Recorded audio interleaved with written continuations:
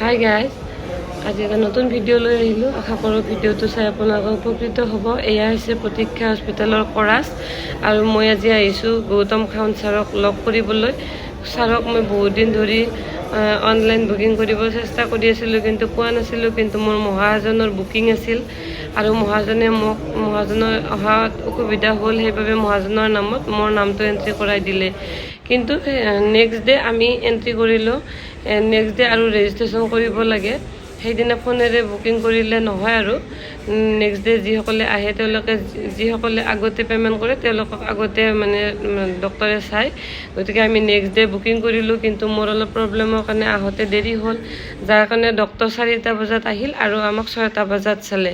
গতিকে এইজন হৈছে আমাৰ ছাৰ, একদম ভাল ছাৰ। আৰু মোৰ প্ৰব্লেমটো দেখুৱাতে ভিডিঅ' কৰা নহ'ল, এখেতে ভিডিঅ' কৰিব অলপ বেয়া পায়। তাৰপিছত মই এখেতৰ অলপ ভিডিঅ' ৰাখি দিলোঁ। ছাৰে এখেতকো চালে, এখেতৰো অলপমান যিহেতু কথা কোৱাৰ প্ৰব্লেম হয়, মিটিং কৰি থাকিব লাগে দিনটো, গতিকে এখেতেও এবাৰ দেখালে। আৰু তাৰপিছত মই ভিডিঅ' বনাব বুলি ছাৰক ক'লোঁ, কৈ এটা ফটো ৰাখিলোঁ ছাৰৰ লগত। আৰু ছাৰৰ অলপ দৌৰা দৌৰি আছিল বাবে একো কথা পতা নহ'ল কেমেৰাৰ আগত।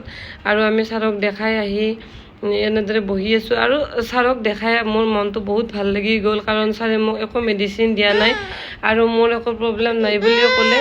বিশেষ প্ৰব্লেম নাই, কাৰণ মই যিটো প্ৰব্লেম ভুগি আছিলোঁ, মোৰ মেণ্টেলি অলপ বেছি হৈছিল।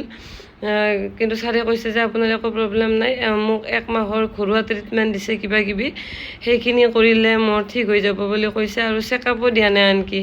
আৰু বহুতে কয় যে বহুত পৰীক্ষা নিৰীক্ষা কৰিব দিয়ে, কিন্তু ছাৰে মোক একো পৰীক্ষা কৰিব নিদিলে, আৰু এখেতৰো একো প্ৰব্লেম নাই বুলি ক'লে, আৰু একো মেডিচিনো দিয়া নাই।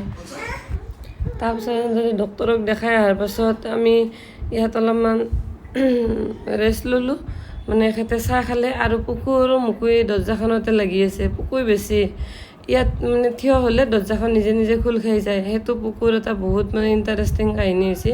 সি এইটোতে লাগি আছে 10-15 মিনিট সময়। এয়া চাওকচোন, সি একদম এই দৰ্জাখনৰ ওচৰত থিয় হয়, হৈ কিনে আৰু দৰ্জাখন বন্ধ হোৱালৈকে ৱেইট কৰি থাকে, আৰু ওচৰত যে থিয় হয়, আৰু দৰ্জাখন খোলালৈকে বহি কৰি থাকে। এনেদৰে বহুত মূৰ গৰম কৰি দিছে সেইদিনা।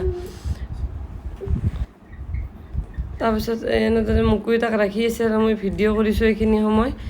আৰু সিটো সকলোতে এনজয় কৰিব জানে আজিকালি।